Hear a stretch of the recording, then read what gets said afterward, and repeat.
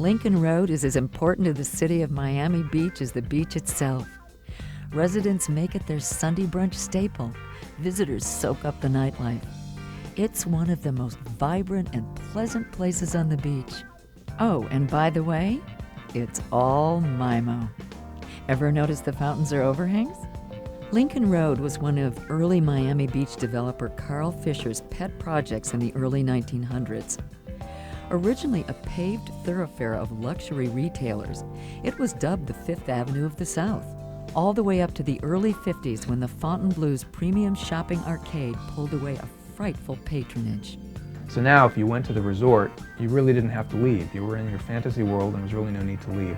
And as more of these types of projects got built, Lincoln Road sort of fell out of favor. It wasn't as busy as it used to be.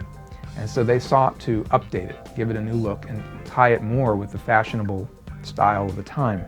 Ironically, the merchants of Lincoln Road hired the designer of their demise, Morris Lapidus, to redesign and, in effect, remagnetize Lincoln Road back into a must-see.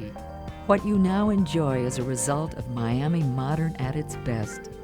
As Lapidus said, a car never bought anything. He filled in the asphalt, the entire width was made for walking, and all along he created a parade of concrete ornaments, delta wing pools and cheese-holed canopies and oval-shaped islands. And what is this, a cufflink? He saw that a pedestrianised mall was the way to go in terms of creating a social structure in Miami Beach that allowed people to commingle without having fear of a car coming along and hitting them. Look around you and you'll see cutouts, you'll see angular conic sections, you'll see circles, zeppelins, and ovals, and you'll see an amphitheater at Euclid for a stage. Oh, and here's something you may not know. Most of the horizontal surfaces along Lincoln Road, while true to the sleek styling of MiMo, are not exactly the ideal height for sitting. The merchants back in the 50s made that request to Lapidus. They wanted to maximize the shopping and minimize the loitering.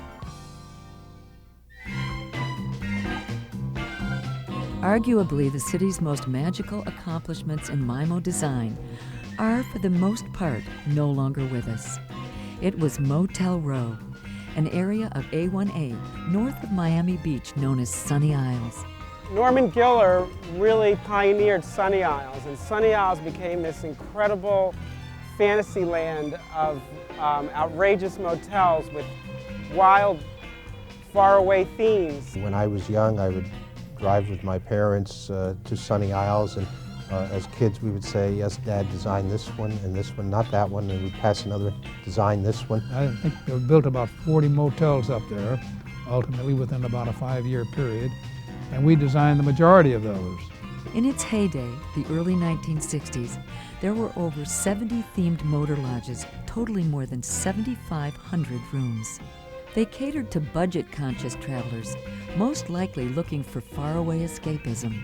The MiMo artists answered brilliantly with a parade of themed retreats inspired by everything from the South Seas to the desert playland of Las Vegas. The way we think of South Beach today, back then it wasn't South Beach, back then it was Sunny Isles, so it was really the place to go. Inevitably, the resurgence of South Beach and the recent real estate boom has made oceanfront property way too valuable to accommodate a mere 2 or 3 stories. The fanciful wonderland of Motel Row has given way to high-rise condos and mega resorts. And while beachgoers to the area may now lose 2 or 3 hours of afternoon sun, all is not yet lost. There is a widespread preservation effort to protect South Florida's still healthy MiMo collection. Unless there's a lot of care by everyone involved, the owners, cities, preservation groups, we're going to see these buildings disappear. The City of Miami created a conservation district for MiMo, for mid-century modern architecture in Miami, and that's a very encouraging sign. And I think the fact that it's so popular now, that I think that we're going to be able to see some of these buildings lovingly restored and become very popular destinations, very successful, very soon.